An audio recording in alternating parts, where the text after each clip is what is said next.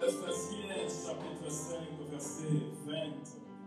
Ephésiens chapitre 5, verset 20.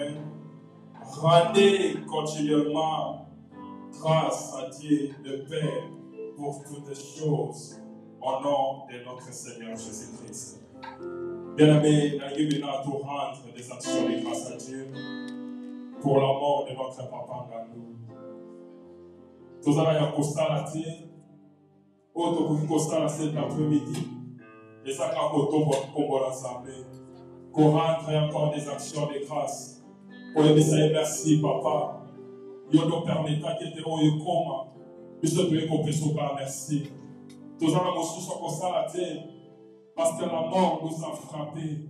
Tous les cas qu'on bouge à Bolongo pour la cohésion, merci. Est-ce que quelqu'un peut prier? Nous sommes bénis la combat à Jésus.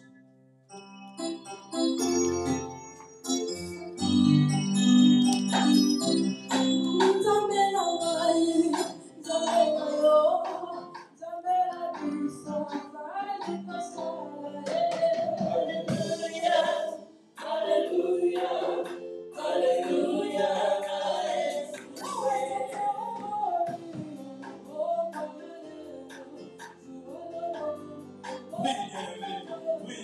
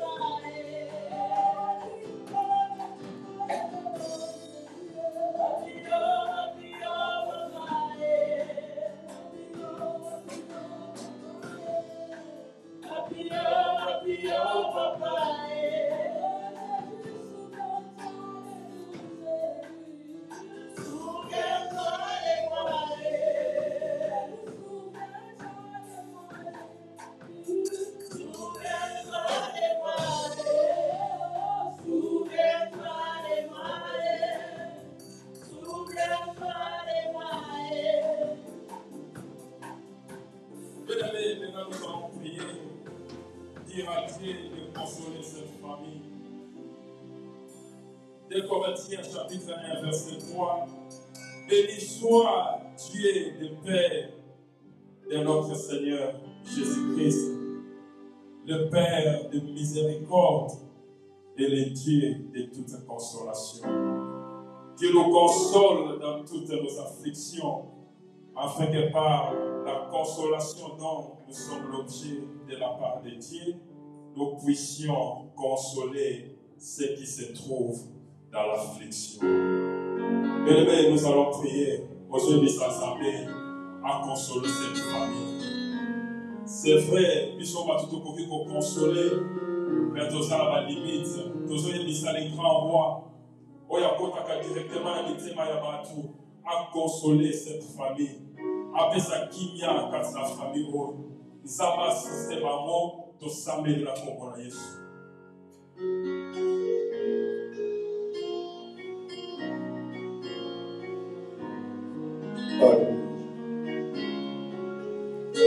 Prie, bien-aimé, le Dieu de la consolation. Prie, le Dieu de la consolation. La Bible dit nous console dans toutes nos afflictions, dans ma douleur, dans ma moment difficile, dans ma moment contre les difficiles. Que le Dieu de la Bible, le Dieu de consolation, de la consolation, accompagne sa famille, père de sa vie. Chantons Alléluia,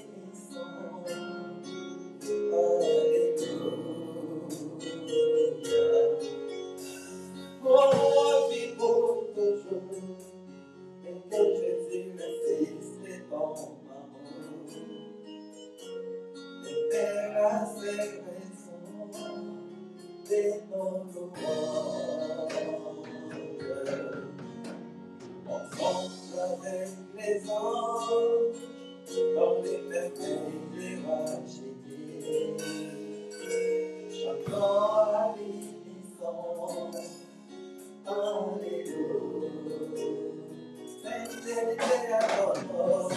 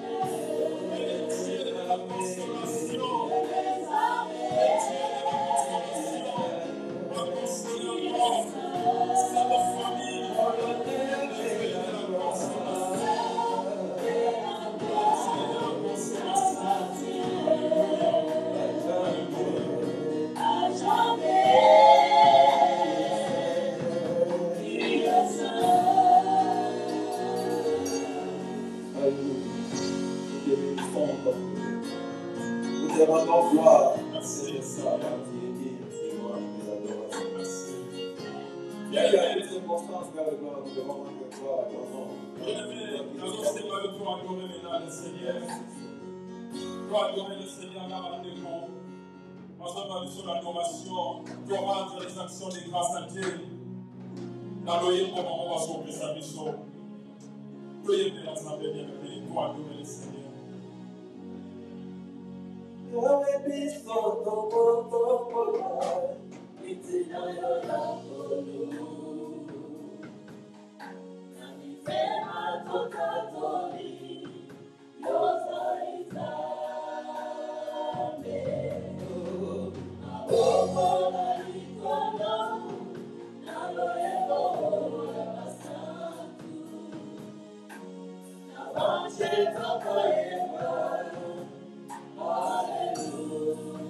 Est-ce que tu peux proclamer là où tu peux proclamer?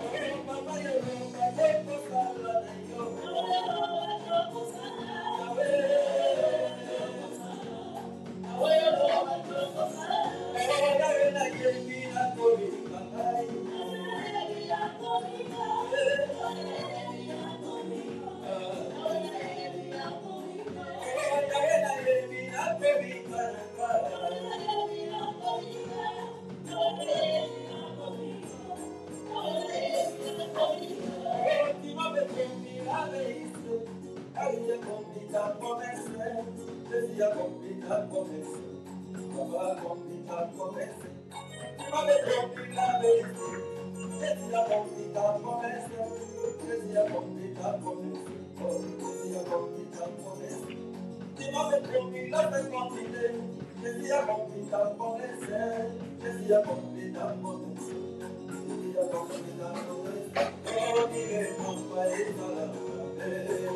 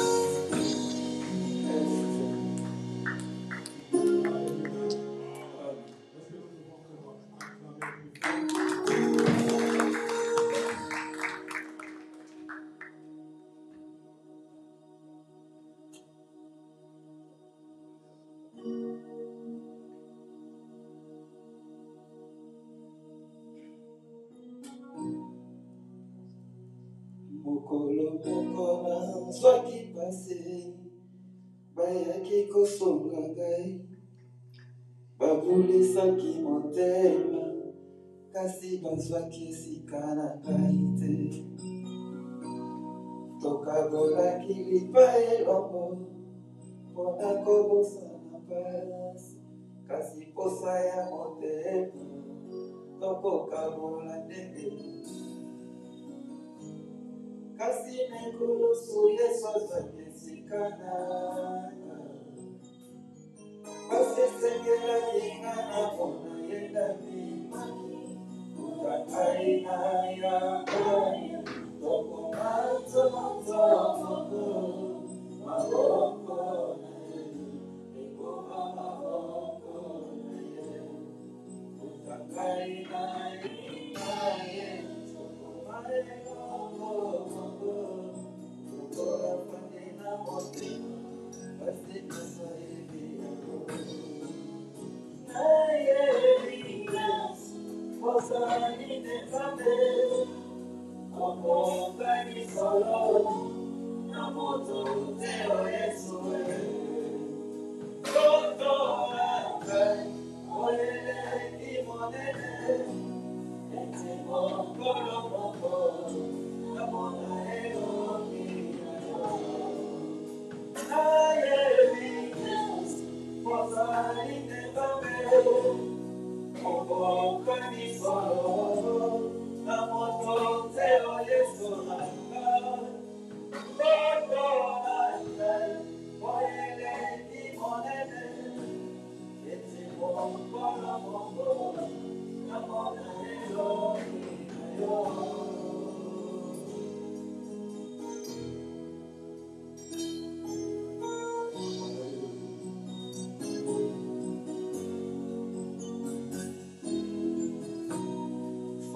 Soki alei moto nakomatisa ye batete sokangeli makila ya moto bakomatisa ye bana poko bisoto liyaka na bisoto ya Yesu poko bisoto melaka makila na ya Yesu tokozala te mokela tokozala kaka moto makila na Yesu ekokaka koleka makila ya moto tokozala te mokela tokozala kaka moto makila na Yesu ekokaka koleka makila ya mabele na yeli ozali nzambe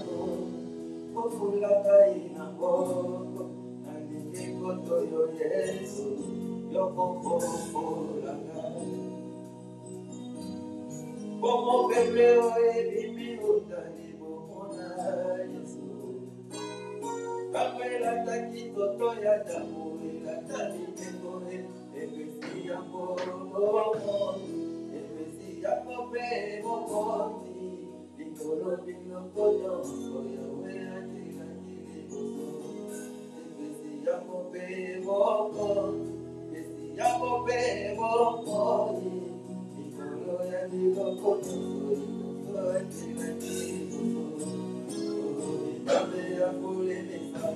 misala nayo ekofulo misala ya kwetolokolo bakomegekatina shomateo ozali nzambe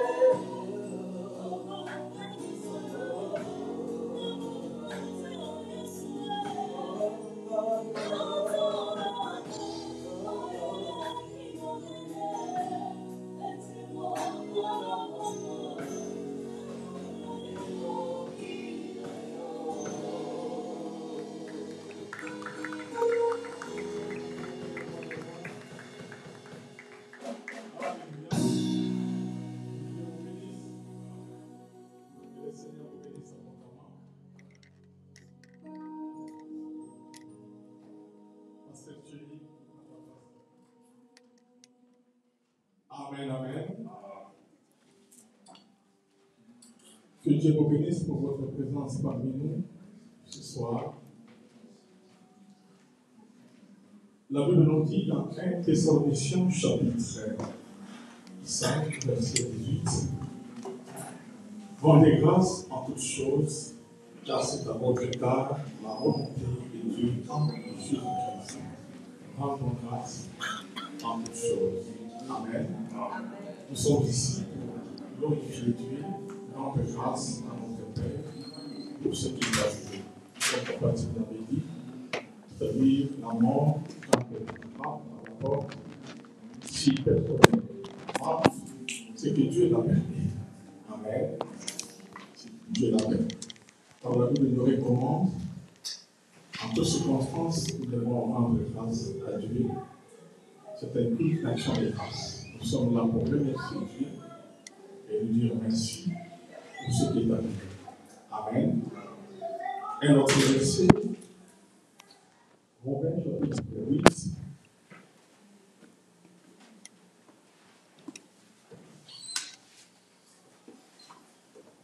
Verset 28. Nous savons du reste que toutes choses concourent au bien de ceux qui aiment Dieu et ceux qui sont appelés selon son dessein. Toutes choses concourent au bien de ceux qui aiment Dieu. Que ça soit bien, que ça soit douloureuse, toutes choses concourent au bien de ceux qui aiment Dieu. Amen. Nous sommes là pour réconforter cette famille, surtout notre bien-aimé frère Dieudonné, serviteur de Dieu, pour ce qui est arrivé, et aussi rendre gloire à Dieu. Amen. Amen. Et je vais profiter de ce moment pour vous apporter une petite exhortation. Amen. Que j'ai intitulée Nous sommes des passagers sur cette terre. Des passagers. Amen. Un jour viendra le passage. Nous sommes des pèlerins, des passagers. 1 Thessaloniciens chapitre 4, verset 13. 1 Thessaloniciens chapitre 4, verset 13. 1 Thessaloniciens chapitre 4, verset 13.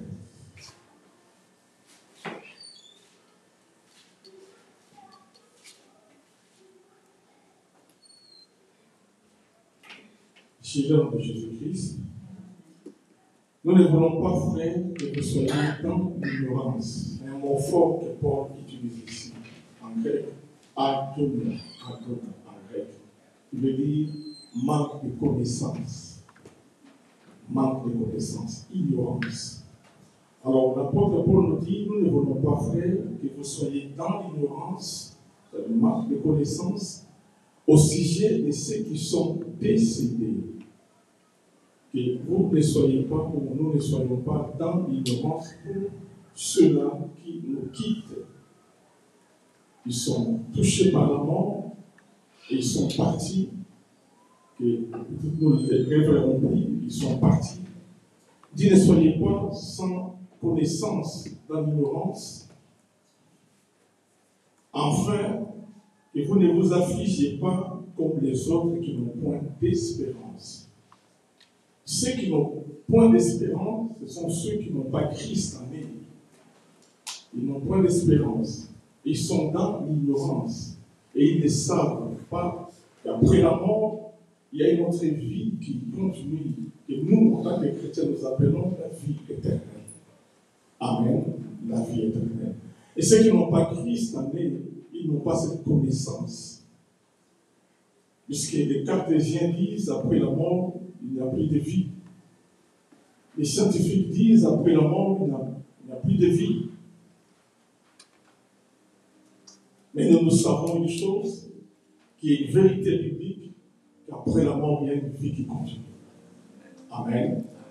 Alors l'apôtre Paul nous appelle, afin que nous ne puissions pas être emportés par l'affliction, la douleur, quand la mort frappe l'un de nous, puisque nous sommes des chrétiens et nous avons cette connaissance-là.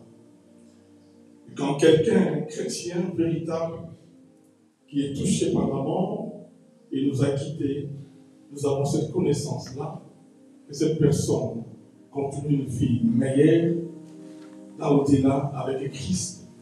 Et au verset 18, il nous dit ceci, consolez-vous donc les uns les autres par ces paroles. Consolez-vous. Et je l'ai dit à mon bien-aimé Dieudonné, serviteur de Dieu, oui, c'est vraiment une douleur. Mais nous avons cette espérance, cette assurance, dit l'apôtre Paul, que Papa qui nous a quittés, il est avec le Seigneur maintenant où je parle ici. Il est avec Jésus dans son royaume. Amen. Il est avec Jésus. Bien-aimés, nous sommes des pèlerins, nous sommes des passagers. Un jour viendra aussi. Nous partirons voir le Seigneur dans son royaume. Et l'apôtre Paul nous l'explique mieux dans Hébreux chapitre 13, verset 14. Hébreux 13, 14. Il nous dit ceci. Hébreux 13, 14. Car nous n'avons point ici-bas des cités permanentes. Est-ce que quelqu'un comprend ça? Nous n'avons pas, point, dit point, ici-bas des cités permanentes. Mais nous cherchons celle qui est à venir. Les pèlerins, nous avons des regards fixés vers l'au-delà, vers le paradis, vers le royaume de notre Père. Nous n'avons pas de cité ici sur cette terre, une cité permanente. Non. Un jour, dit Pierre, la terre passera et tout ce que la terre renferme passeront, mais la parole de Dieu restera éternelle. Alléluia. Et Pierre les confirme encore mieux dans 1 Pierre chapitre 2, verset 11. Il nous dit ceci, 1 Pierre chapitre 2. Bien-aimés, je vous exhorte comme étrangers et voyageurs sur la terre. Je vous exhorte comme étrangers. Ici, c'est l'apôtre Pierre qui confirme ce que Paul aussi a dit. Je vous exhorte ce soir que nous sommes des étrangers et nous sommes des voyageurs sur cette terre. Amen. Un jour viendra, nous quitterons cette terre. Nous n'allons pas rester éternellement ici. Aujourd'hui, peut-être que vous avez 30 ans, après 5 ans, 35 ans, après 15 ans. Abraham était là, il n'est plus. Moïse était là, il n'est plus. Josué était là, il n'est plus. David était là, il n'est plus. Un jour viendra, nous quitterons cette terre. Écoutez ce que Jésus nous dit dans Jean chapitre 14, verset 1 à 3. Jean 14, c'est une exhortation, verset 1 à 3.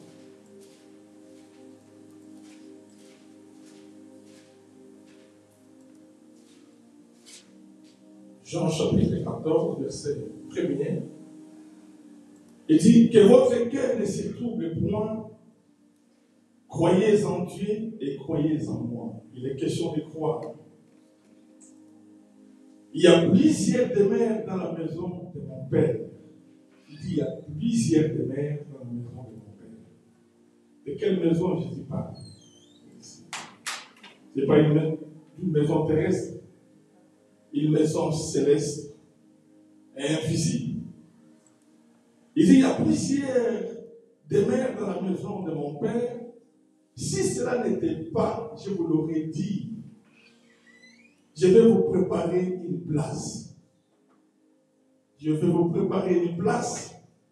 Et lorsque je m'en serai allé et que je vous aurai préparé une place, je reviendrai.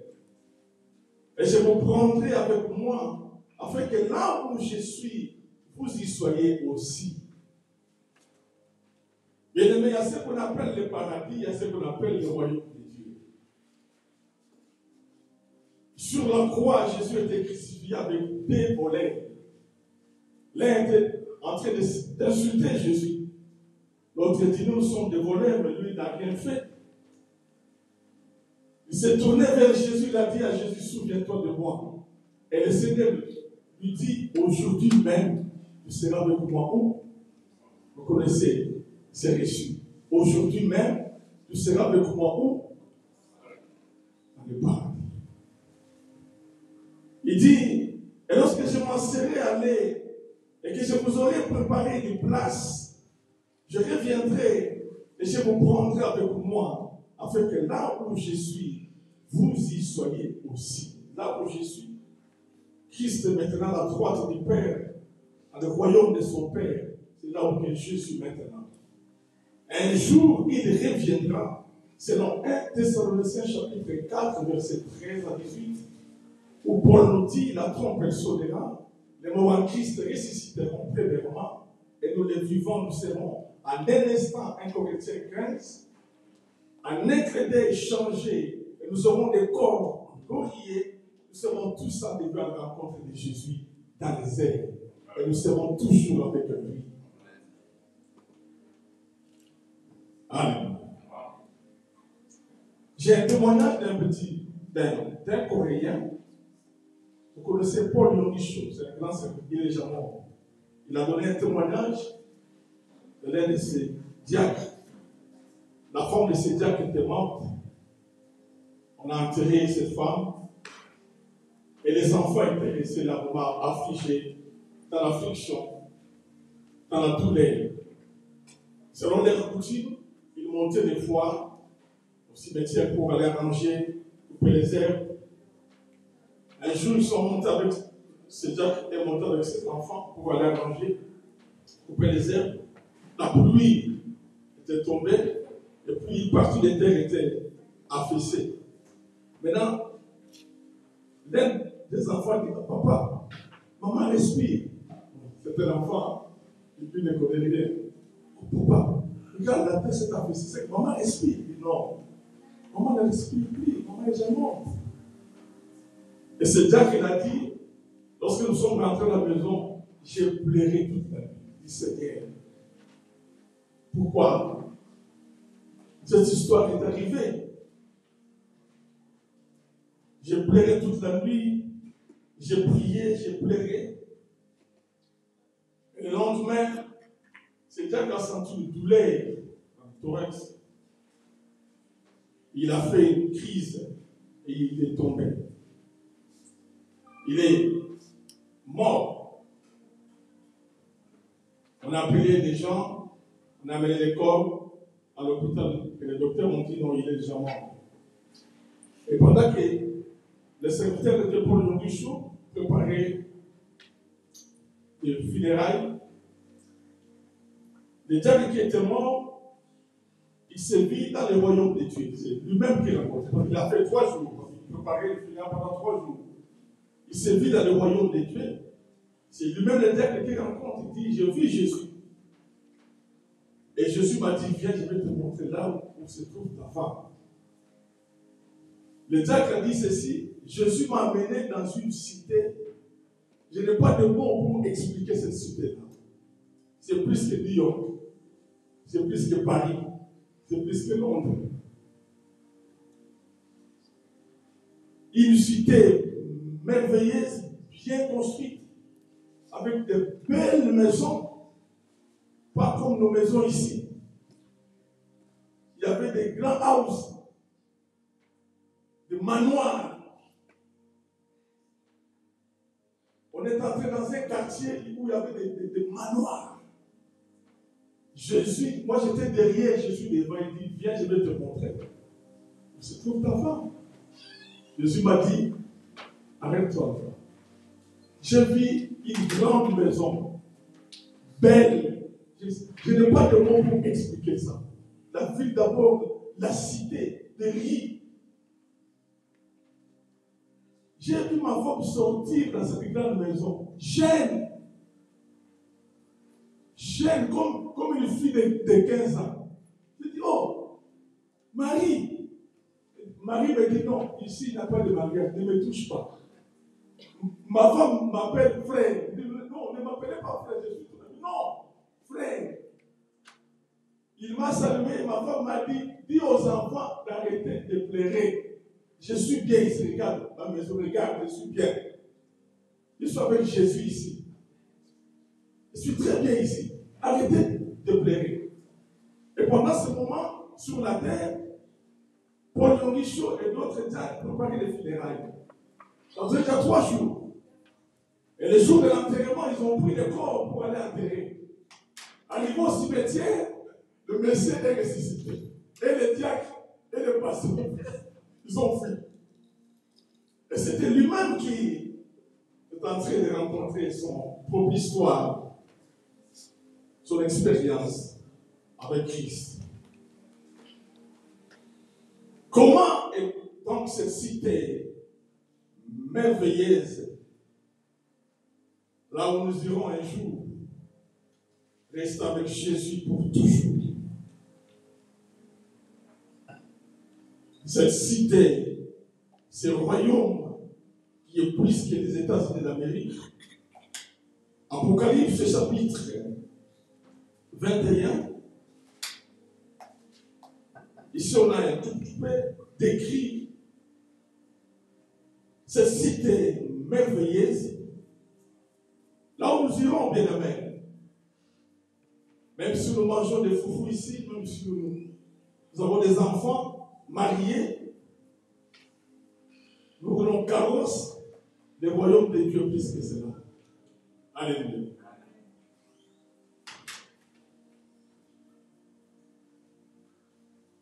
Apocalypse chapitre 21, verset 9. Nous descendons.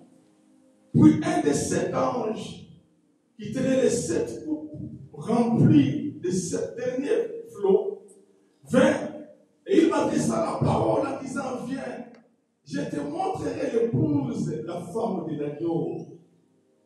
Il me transporta en esprit sur une grande et haute montagne et il me montra la ville sainte, Jérusalem qui descendait du ciel d'auprès de Dieu et à la gloire de Dieu.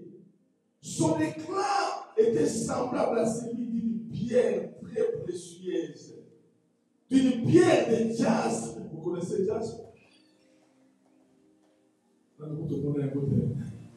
Jaspe, transparente comme du cristal.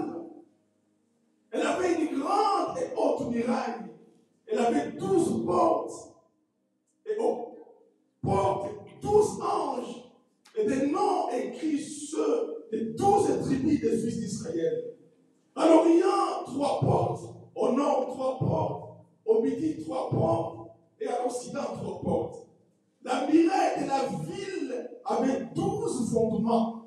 Et sur elle, les 12 noms des 12 apôtres de l'Agneau. Celui qui me parlait avait pour mesurer un roseau d'or, afin de mesurer la ville, ses portes et sa muraille. La ville avait la forme d'un carré, et la longueur était égale à sa largeur. Il mesura la ville avec les roseaux, et trouva 12 000 stades. La longueur, la largeur et la hauteur en étaient égales. Il mesura la muraille et trouva 144 coudées, mesure d'homme qui était celle de l'ange. La muraille était construite en jaspe, et la ville était d'or pur, semblable à du verre pur. Les fondements de la muraille de la ville étaient ornés de pierres précieuses, de toute espèce. Les premiers fondements étaient de jaspe, le deuxième de saphir, le troisième de calais.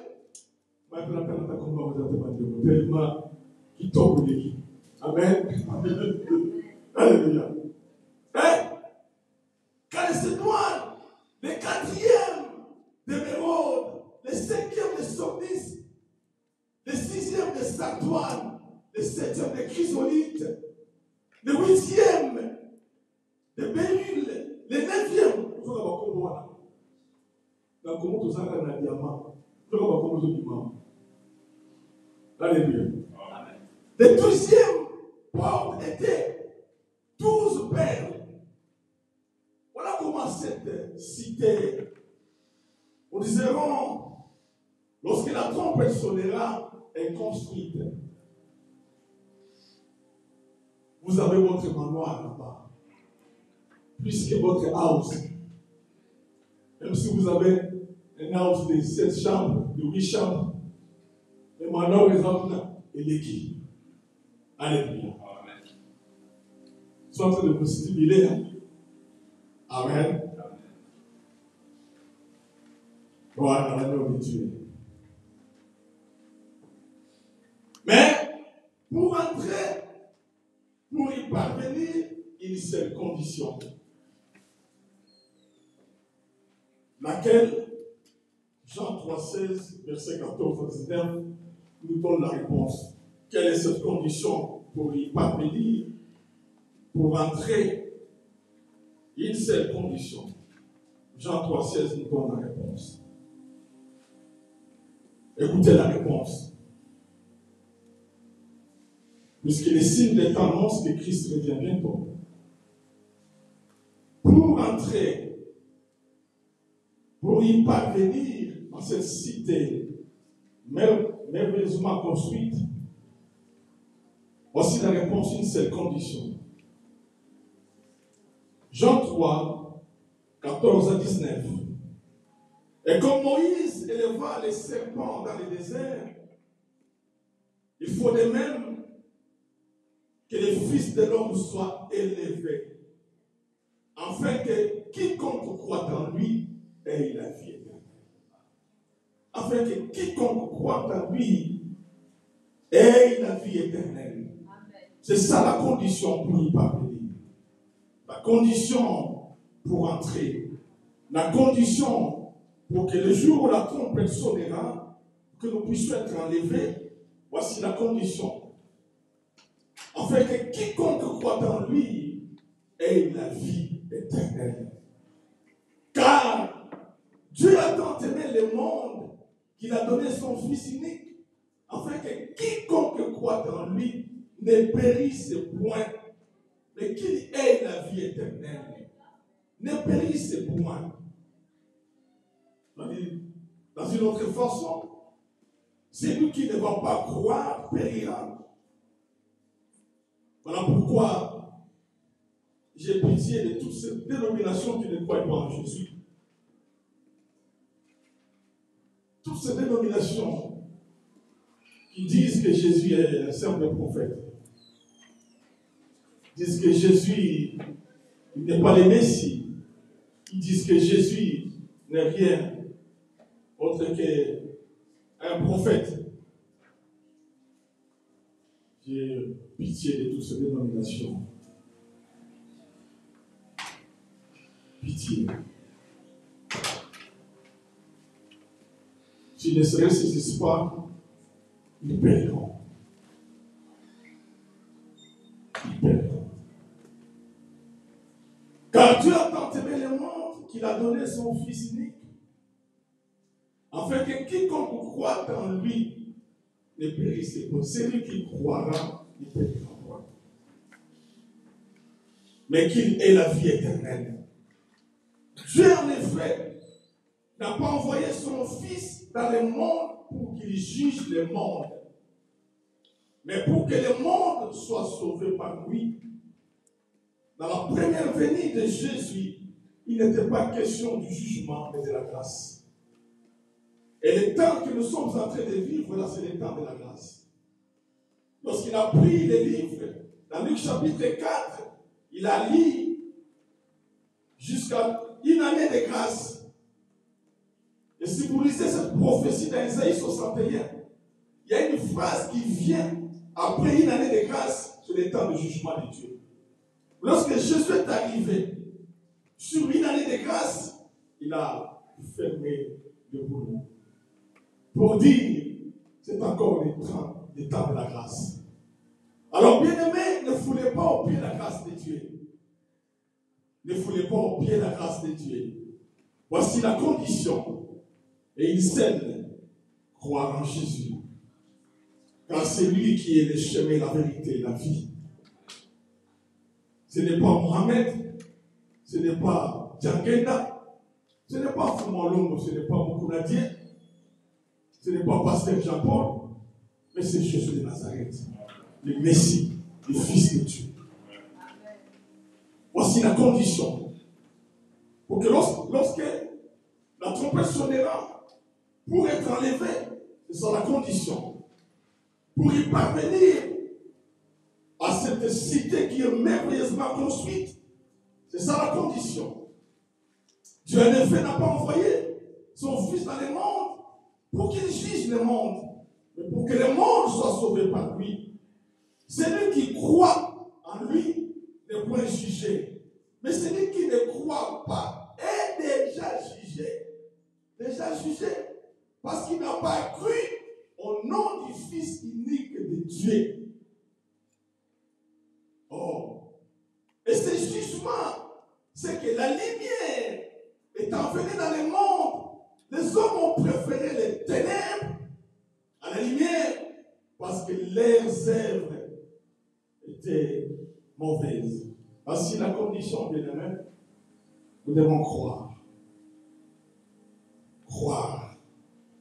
Il est le chemin, la vérité et la vie. Alléluia.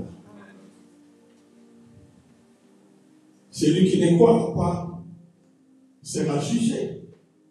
Vous connaissez cette parabole de Lazare et de ses riches dans Luc chapitre 16, verset 22 à 31.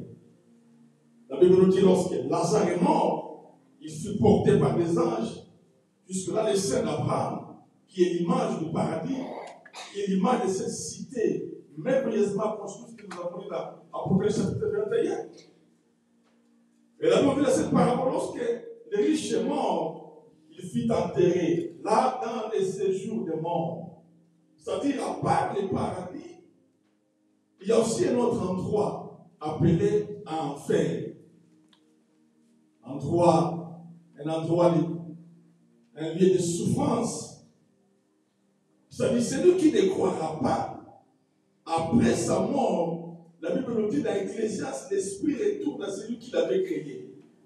Qui? Dieu. Il regardera. Est-ce qu'il avait cru? Non. C'est-à-dire, par le paradis, il y a un autre endroit, un autre lieu, appelé le lieu de souffrance.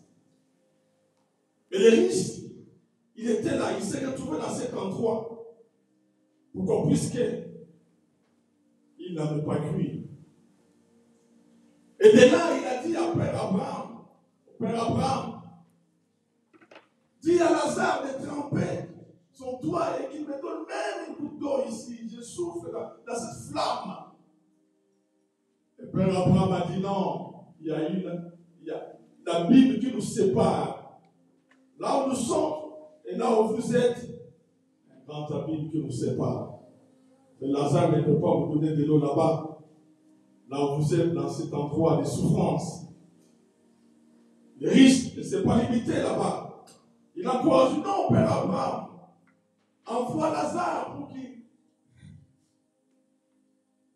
Il a prêché à mes frères. J'ai 5 frères là-bas. Ils vont me rejoindre ici. Abraham a dit aux riches, ils ont Moïse et les prophètes. Ils ont la loi et les prophètes. Ils ont l'ancienne alliance et la nouvelle alliance. Ils ont pasteur Jean-Paul, ils ont pasteur Thierry. Ils leur prêchent.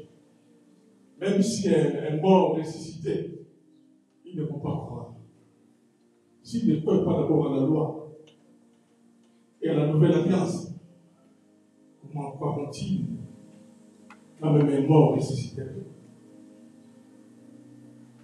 Alléluia.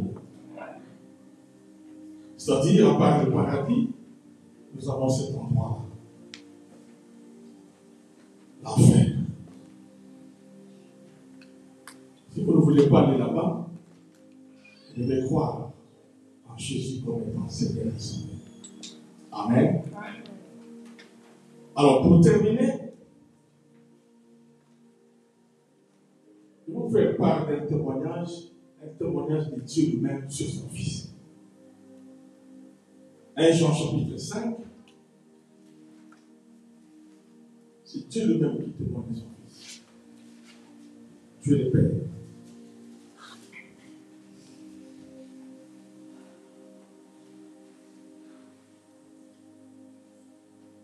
Jean chapitre 5, verset 9 à 13. J'aime bien cette portion de la parole de Dieu. Jésus notre Jésus-Christ, c'est un témoignage du Créateur sur son Fils. Jésus qui est notre Seigneur. Si nous recevons les témoignages des hommes, les témoignages de Dieu est plus grand. Car les témoignages de Dieu consistent en ce qu'il a rendu témoignage à son Fils. Celui qui croit au Fils de Dieu a ce témoignage en lui-même.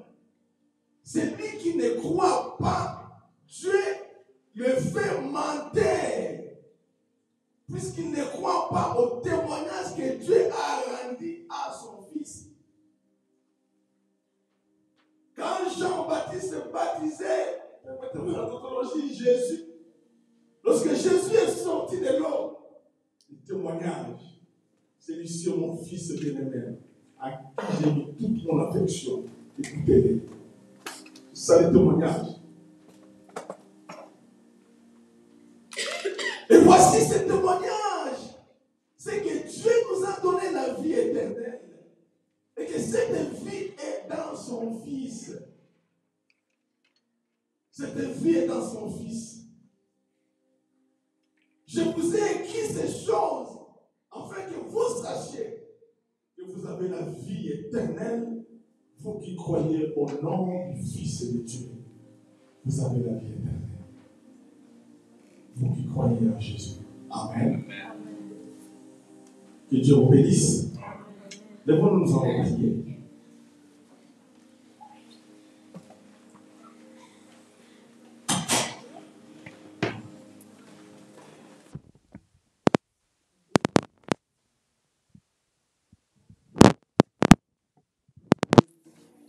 Jamais la nouvelle naissance en Jésus-Christ. Pasteur Céline va monter, il va faire une prière de réception. Mais que l'instant ferme nos yeux, il va faire une prière de recevoir Jésus. Amen. Mais que l'instant, levez-le pour balancer un petit cantique. Si vous êtes là, vous n'avez jamais reçu Jésus comme étant Seigneur et Sauveur, c'est le moment de recevoir, de l'accepter dans votre vie. Et le pasteur va nous conduire dans cette prière.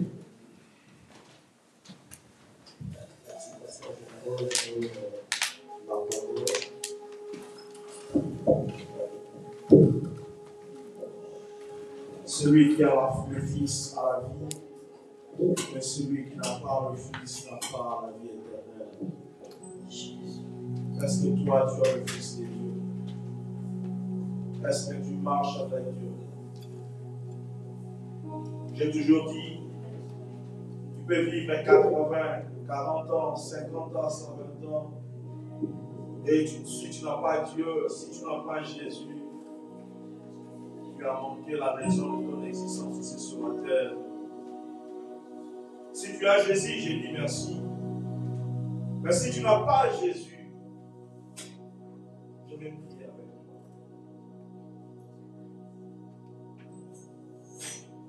Nous ne savons pas ce qui peut arriver demain. Hier, c'était notre papa qui est décédé. Et nous ne savons pas le lendemain. Je ne sais pas si ce sera moi, je ne sais pas. Nous ne savons pas le lendemain. Mais Dieu sait le lendemain.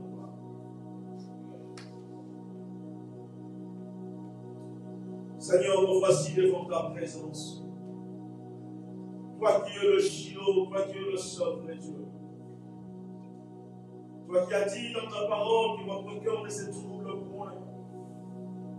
Croyez en Dieu, croyez en moi. Seigneur, tout ce que nous pouvons faire ici sur la terre, une seule chose que nous avons, Seigneur, nous sommes de pèlerins, nous sommes de passagers. Nous ne faisons que passer notre Père de gloire. Nous aimerions dire, Seigneur, comme a dit ton serviteur Moïse, dans le psaume 90, enseigne-nous à bien compter nos jours, afin que nous appliquions nos cœurs dans la sagesse. Seigneur, enseigne-nous, Seigneur notre Dieu, à vivre, à bien compter nos jours, notre Dieu. Car sur cette terre, Seigneur, nous savons, nous sommes des passagers et nous sommes des pèlerins. Fais une place dans nos cœurs, conduis-nous notre Père de gloire. Dans le nom de Jésus, nous avons besoin de toi, nous avons besoin de ton assistance, et nous avons besoin de ta présence. Et dans le précieux nom de Jésus, que nous avons ainsi. Amen. Que vous remercie, que Dieu vous bénisse. Que Dieu vous chanter.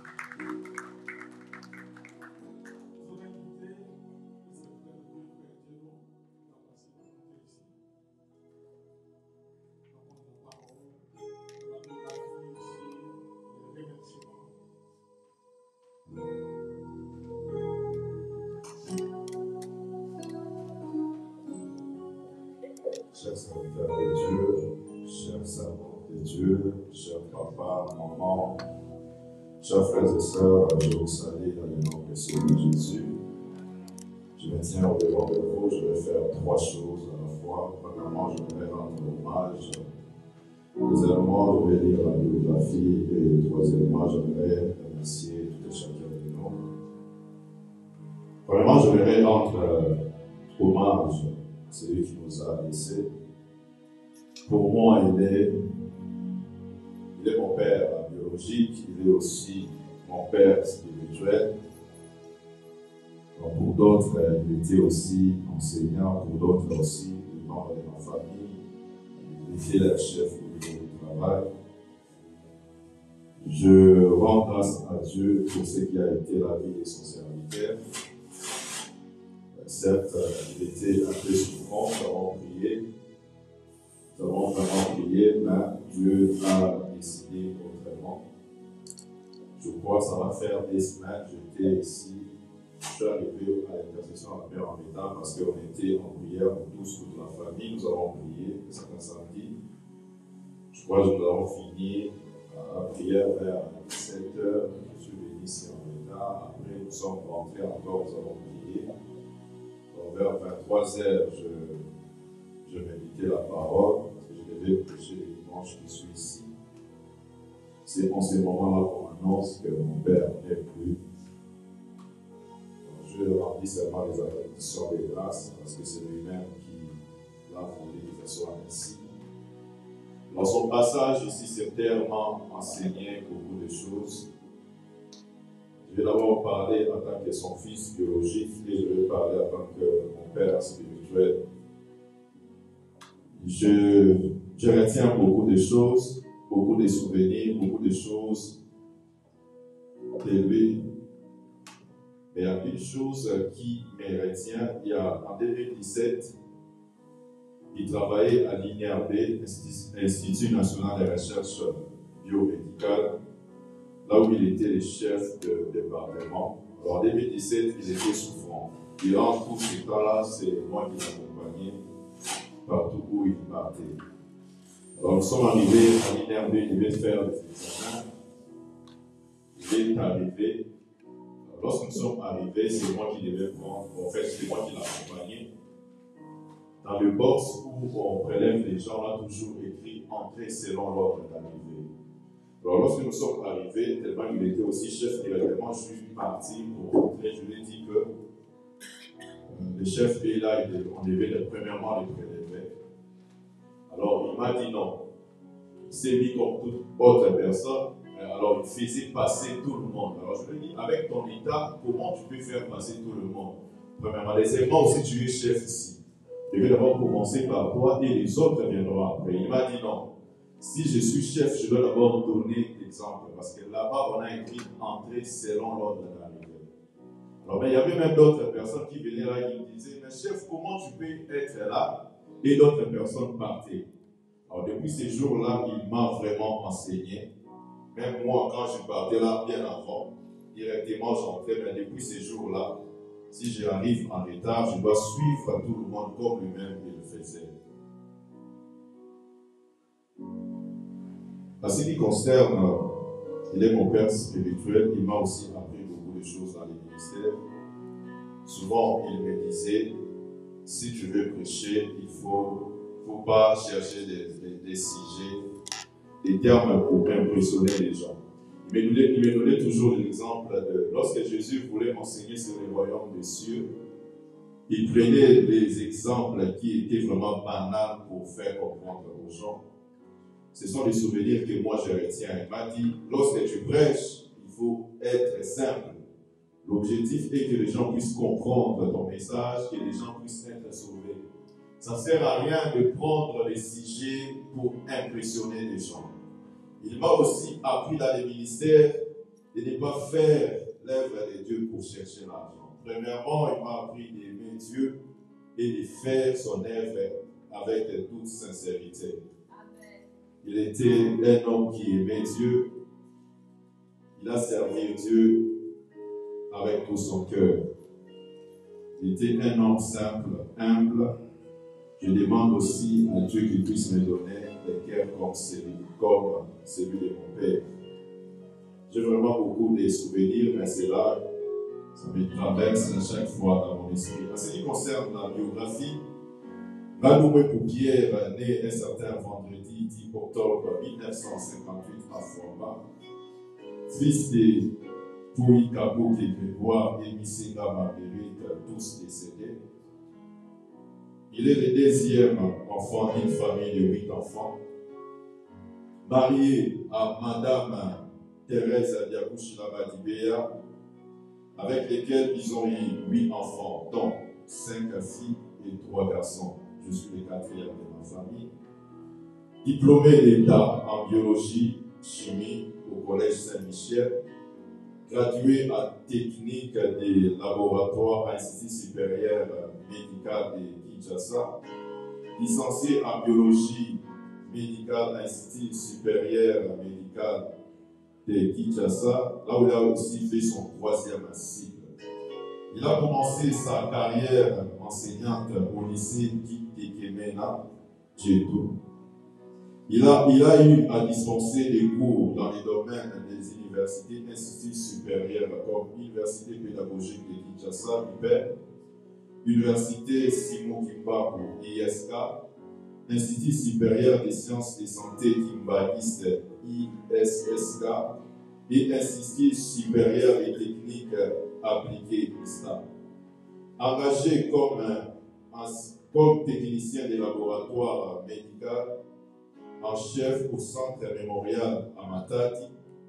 Après, il a aussi travaillé aux cliniques Ngalema avant d'intégrer l'Institut national de recherche biomédicale INRB, où il a exercé jusqu'à sa mort, où il était aussi chef de département. Il fit un grand formateur des stagiaires et il a parcouru toute la République démocratique du Congo pour former et renforcer les capacités des techniciens des laboratoires. Concernant sa foi, après avoir été un servant chrétien catholique, en 1986, il convertit et il devient chrétien à l'église Cité-Bethel, où il a exercé ses fonctions jusqu'à sa mort. Il était aussi le fondateur de l'Assemblée locale Cité-Bethel, Lingwala, où il a dirigé jusqu'à sa mort. Ce que nous pouvons retenir de lui, il était un homme de paix, un homme généreux, unificateur, doux, serviable, fidèle et loyal. Est-ce que nous pouvons acclamer Alors, pour finir, j'aimerais remercier.